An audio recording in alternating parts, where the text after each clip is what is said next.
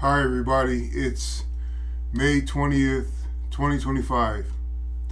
Um, I've noticed that in certain spans of my life, it seemed like I was, what would you call it, experientially um, poor or starved. And by that, I mean that it felt like everything that I wanted was like purposely avoiding me.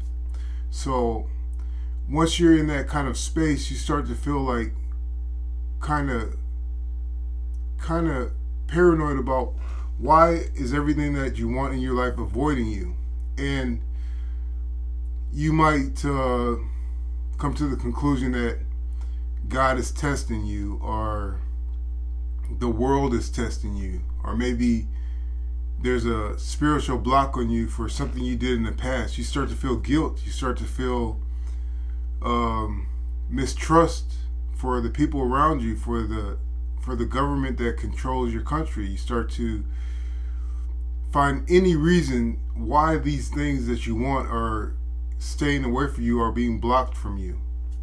And many cases of that happening to me, I would turn around and reflect on when I'm in a better part of my life, reflect on those parts of my life, and uh, the reason is never really clearly apparent. But looking back to those starving phases, to the point where I was then, where I was fortunate, I found that back when I was starving for those things I wanted, I knew I wasn't ready to appreciate them, because it was just the flow that I was living in. It like I wanted this, I wanted that, and when I'm at a part of peace and contentment, I have more of the emotional and mental bandwidth to appreciate the many separate things that I enjoy in my life.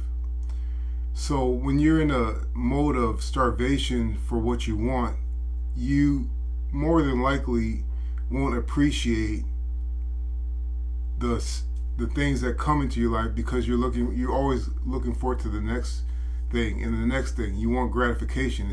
It's a gratification starvation more than a blessing starvation. So that's that. But another thing is the way that our minds, most of our minds probably work is in a linear fashion.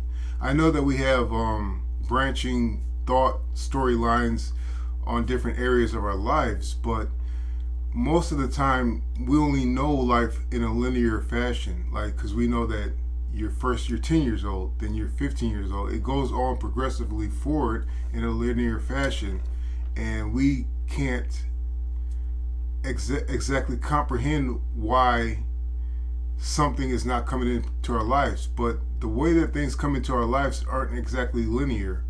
They could come from the sides, so to speak, or they could come from above or below, or they could come internally or externally. There's a lot of way things come into our lives that aren't linear, and some things may be in your life, but you may not recognize them yet, because you're not looking there, or you can't see that distance, whether it's figuratively or literally. So that's all to say that the things that you want in your life, you more than likely already have in your pathway, and it's through persistence and faith that you'll be able to see them. And I know this may sound like mumbo jumbo, but that's just the way it is. If we got what we wanted exactly when we wanted it, life it wouldn't be worth living in that sense, because if you always had what you wanted when you wanted it, what would you do then? What will make you happy? What will make you have something to look forward to? You would be very bored, and boredom could be its own torment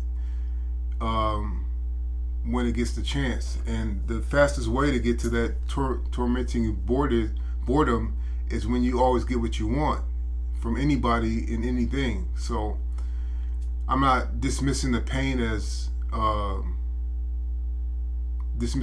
something that's not real or something that doesn't hurt you, but the way that we look at life has to be holistic, and it has to be spherical or global, in the sense that your blessings don't come from straight ahead or above all the time. They come from all directions, and we have to stay vigilant in our own pursuits, in our own moral code, and to our own. We have to be loyal to our own lives by being persistent and being a good person and being a spiritual person, and by holding our faith in God the Father, the Son, and the Holy Spirit. So I hope this helps. Thanks.